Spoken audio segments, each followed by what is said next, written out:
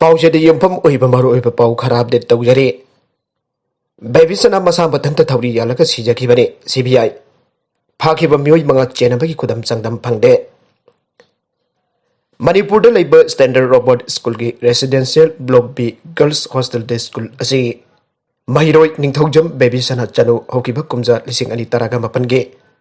July taraga nipan gi ayukta thouri yallaga siduna leramba thaudoki matangda thijinkiba National Bureau of Investigation CBI na final report ama Chief Judicial Magistrate Impal West की court होकिबा मार्च 16 थागलखरे CBI की final report अदु court असिन आयाबा पिखरे report अदु थंगमैपन माइस्ताम लेकाइदगी माहिरोय Babysana चनु मसा मथनता थौरी यालगा सिजाबनी हाइना पल्ले मासिगा लोइना मिहात असिगा मरि लैनै हाइदुना पुलिसना फाकिबा standard Robert school की founder फाइरोइजम लांथोनी जाउना school authority की मिमंगा की मथकता सिरिबा moral Singh अदुगी खुदम चांगतम सें फंगदबन मरम ओरगा मखोय मंगा की मथकता Charging Takat Pangamdre, I know report at the Palais. CBI ki Additional Superintendent of Police Tagalakpa final report at Yakhiba Galudana. Coordinating a CP ordered to the CBI ki case number Criminal Miscellaneous Effort case number 22 of 2021. Reference CBI case number RC11 S 2019 CBI SCB Kolkata ki Criminal Miscellaneous effort case winner register Toukhre. Order the Palibu wafam the case a sigi matang the ticket book Madame the Mara Lady Hariba Muisinga Babysana had panatraganas seen about Tawins in Piba Natragan Angang Adobo. What neighbor Natragan Mui Amana Minam Bibagi Kudam Changdam Amada Pangre Maramaduna section CRVC section 173 Makada final report Adu Japin and Batagalagle Ibesane. Aduba CBI gi additional SP case aduga mari leinana palliba article documents ing adu lagliba April 19 thagalagnaba Chief Judicial Magistrate ki order aduna khanganke Ya school saugai jam lerak tagi nongmaitem jinati langthabal singthak tagi kamai ilin Manipur University gate manak tagi Phairoijam Babysana amasung Phairoijam ongbi longjam ningol landhoni debi loinana kwa kethel thiam laikai tagi Phairoijam ningol Karam Ongbi Romita Dibigi Mathakta CBI Netizen Kiba case Aduki IO Additional SB BB Sakrabatina Thagat Kiba final report Force Aduda Kudam Changdam Amata Pangdamana Sarsik Thagatre Aina Palle Atopapau Amadana COVID second wave ki saitheng bada India Yaure Malemgi Laibak Ataigumna India Zu COVID-19 ki second wave Mayunare Laibak Asidangasi no Makalta the COVID-19 positive Poiba Migi Masing Lising Hundraga Mapan Chom Taragani Pan Youkhre Ngarang na mioi lising Hundraga nitoy Chamaga Marfuga nitoy positive oike report amagi matungina India ngasi phawbada COVID-19 positive oiba migi masing koti amat lak kun ganitoy lising marfudra mapan champan marfuga tarit Youkhre ngasi nong makhakta da mioi chapri humpuga mathoy sikhiba tharaga punna leina asi sagunaraga leikidraba migi masing lakamaga lising humdoy chamri kun ga mathoy Youkhre Malingui COVID-19 ke apun case masing koti taraga nitoy lak marfudraga nipan lising ama sadru yang khium da Youkhre misi bagi masing na lak kun ganipal lising kuntraga nitoy chadre nipu Youkhre pagalak bagi changna koti darat lak nifu ga taruk lising kuntraga humdoy samapan chopna bari Youkhre haire pawsena hai Maharashtra kakta da ngasi nongmada mioi lising kuntraga mapan changwa nifu ga bari positive oike Delhi da mioi lising amaga chanipan taraga mapan Kerala da mioi lising ani saru yang khayum doi Karnataka da mioi lising mari chanikun ga mga positive boy pathengnare Makha tarakpa atopa pau amadana brown sugar sungba laboratory amathogaikre Imphal West District ki Mahang Imphal Police Station na konba Sesam Muslim mai lekai da leramba mayai ka drug brown sugar sungpham amathogai baga loinana Nupimacha amadi polom kya phagat pangamkhre Hiramasiga mari laidana ngasi nongthil Narcotics and Affairs of Border NAB Police Station da paumising unaba amada NAB Police Station gi SBW Basun aikibada akangnaba pau ama phangpatiki ngarang no bidang pung 12 rom tapa matamda operation chathabada mayingphal mai lekai da leiba chesam ayubali kauba mioi amagi jumda brown sugar sungba ama anglambadagi thugaiba ngamkibane brown sugar sungpham anglam liba jumbu adu chen khibadagi phabang maudre Adoba Mahakinupi Sesam Ongbi Maibam Sahara Sahi Kuntra Suribi Asi Songtok Laba Brown Sugar Yauna Songbadasin Abapolam Kiaka Luina Fare ꯐꯥꯒꯠꯂꯕ ꯄꯣꯠꯂꯝꯁꯤꯡ ꯑꯗꯨꯗꯤ ꯁꯨꯡꯗꯣꯛꯂꯕ brown sugar gram 238, ꯀꯅꯤ kilogram 4.3, brown sugar ꯁꯨꯡꯗꯣꯛꯈꯤꯕꯒꯤ ꯂꯦꯝꯍꯧꯕ ꯃꯊꯤ kilogram 21.864, ꯁꯨꯅꯨ packet 3, ammonium chloride bottle 5, ꯁꯤꯗꯜꯒꯤ packet 1, weight ꯑꯣꯟꯅꯅꯕ machine, ꯔꯕꯔꯒꯤ ꯍꯦꯟ ꯒ꯭ꯂꯣꯚ 1, ꯆꯥꯛꯊꯣꯡ ꯒ꯭ꯌꯥꯁ ꯁꯤꯂꯤꯟꯗꯔ 1, ꯍꯤꯒꯣꯛ ꯃꯆꯨꯒꯤ ꯄ꯭ꯂꯥꯁꯇꯤꯛꯀꯤ ꯇꯞ 1, ꯃꯣꯔꯐꯤꯅꯦꯇꯦꯗ ꯁꯣꯂꯨꯁꯟ ꯖꯥꯂꯕ ꯃꯍꯤ ꯂꯤꯇꯔ 75,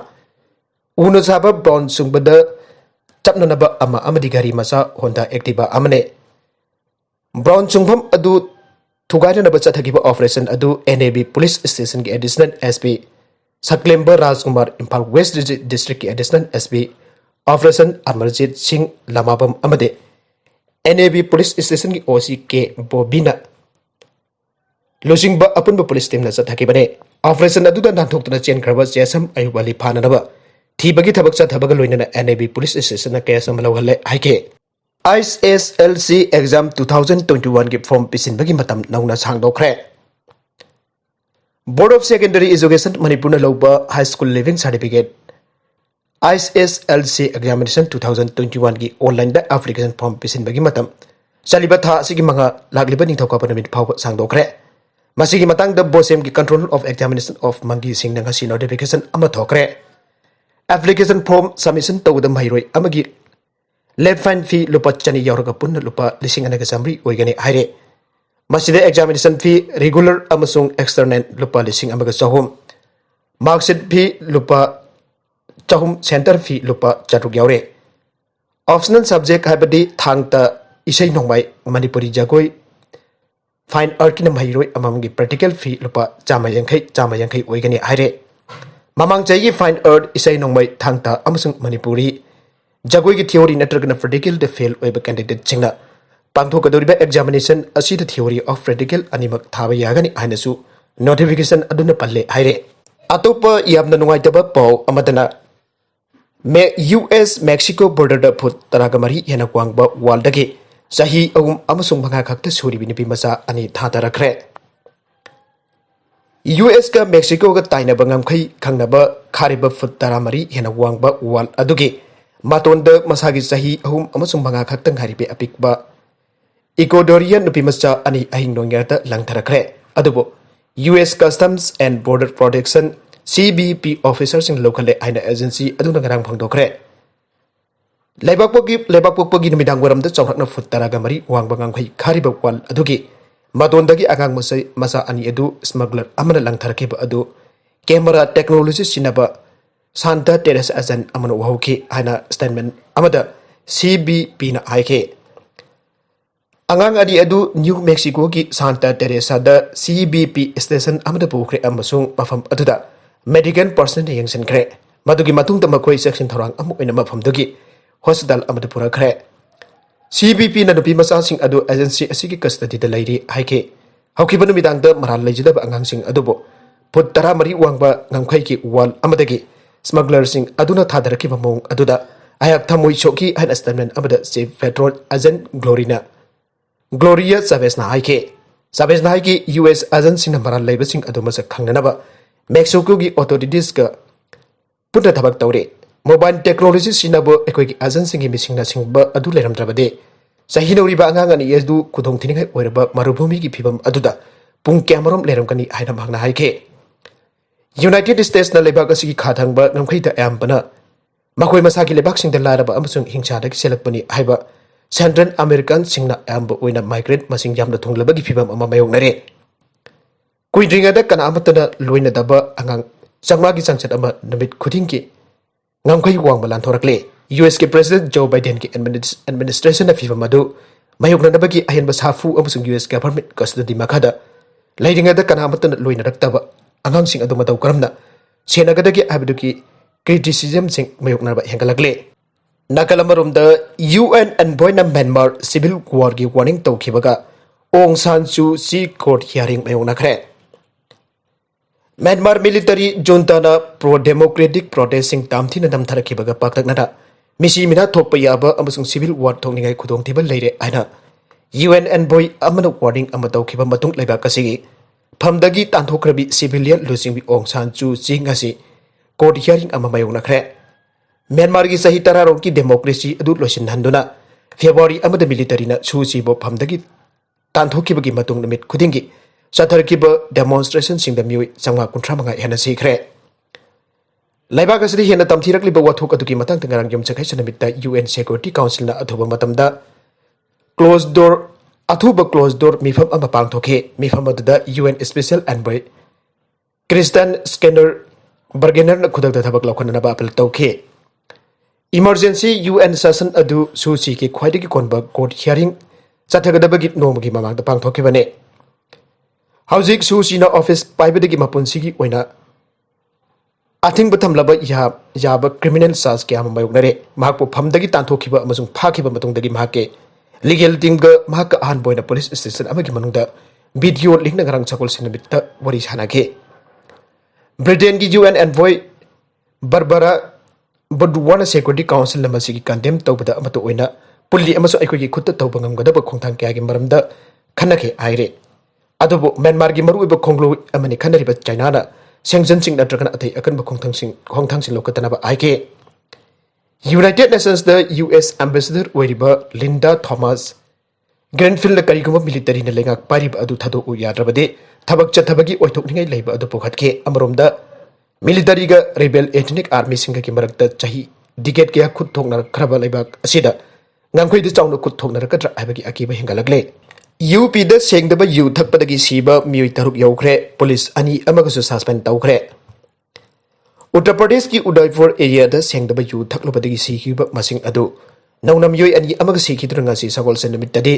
पुन्न 3 सुरे आइना पुलिस न फंगदोखरे रामपाल सरवस सही अंकै अमसुंग राम मिलन कौरी सही 35 लायंग चतरिगे मनुंग दगासी सगोल सेनमित सिखरे आइना मखोइना आइके लमदमदुदा आइनगी वांगबदा युयोनबा थिंगनबगी थबक मथौ थौसादबगी दमक पुलिस सब इंस्पेक्टर अमग कांस्टेबल अमग थबकदगी सस्पेंड तौखरे मसिगी ममांगदसु केस असिगी मरीद सीनियर पुलिस ऑफिसर आकाश तोमारन अतोप पुलिस ऑफिसर अमसु आनना सस्पेंड तौखरबने मरगसिद सिंगद पुंग 94 की टोटल शटडाउन लाउथोखरे नौना सेंगिबा सिंगी डिस्ट्रिक्ट मरी की ऑटोनोमस डिस्ट्रिक्ट काउंसिल सिंगयाउदा अमुक्तद ADC इलेक्शन पांगथोकदबनी आइबा डिमांड एप्रिल अहुंगी अहिंगदोंगयाइदगी चिंगी मफमसिंगदा demand committee on creation autonomous district council न पुंग 94 की टोटल शटडाउन लाउथोखरे हिरामसिगी मतंगदगासी मणिपुर प्रेस क्लब द पाउमिसिंग उनबा अमदे demand committee on creation autonomous district council की कन्वेनर सैमोन कमैना हाई हौकिबो मार्च 23 स्टेट कैबिनेट मिफम नौना सेंगिबा डिस्ट्रिक्ट मरी की तोखाइबा ऑटोनोमस डिस्ट्रिक्ट काउंसिल थंबगी एवा पीखिबा अदु तरामना ओकपगा लोइना नुंगाइबा फावे नौना सेमलिबा चिंगी ADC मरी असिगा लोइना हाना लैरंबा ADC सिंग लोइना इलेक्शन पांगथोनबा होनागदबने अथुबदा मथौ ताबा थबक थौरम सिंग पाइकटपियो भाग मखातना हाई नौना सेमलिबा चिंगी डिस्ट्रिक्ट मरी असिगिसु फंगफम थोकपा राइट चप चना लै असिना बरम ओरगा नौना सेंगिबा डिस्ट्रिक्ट मरी असिगे तोखाइबा ADC थंबिनब मतम सांग डिमांड कमिटी असिना तोंगन तोंगनबा खोंजंग चंगचिनदुला लेंगाक तक्सिनदना लाखेबने लेंगांग डिमांड असिबा मरम चाहि हाइबा खंगबिदुना स्टेट कैबिनेट ना एवा पिरखिबा असे दिना डिमांड कमिटी असिना अमदि डिस्ट्रिक्ट मरी असिगी मियामना तारामना ओगे मरगसिदा असुमना हाना लेरंबा चिंगी डिस्ट्रिक्ट 3 की ADC इलेक्शन पांगथोनब लेंगाक तक्सिलिबा असि लाइबक थेबने असुमगी खोंफम आदोकपियु चिंगी डिस्ट्रिक्ट खुदिंगमकी ADC इलेक्शन मानना पांगथोकदबनी हाइना एप्रिल अहुंगी अहिंगनोग्याइदगी सथगदरुब पुंगनि फनिपान की टोटल शटडाउन असिदा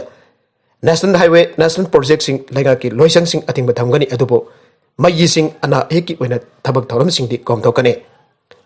अरोइबद कंटेंट सिंग असिगे मरबेबा पाउ खरा असिब पाउ तमजरिबा Manipur local news YouTube channel अमदे फेसबुक पेज असिदगी येंबिरि पुपनम फथागचरी चैनल असिना तमदा कानारबदी सब्सक्राइब तोबिदिबसिना सब्सक्राइब तोबिरबलैना लाइक एंड शेयर तोबसु काबिगन पुनमपु अमुक हाना थागचरी।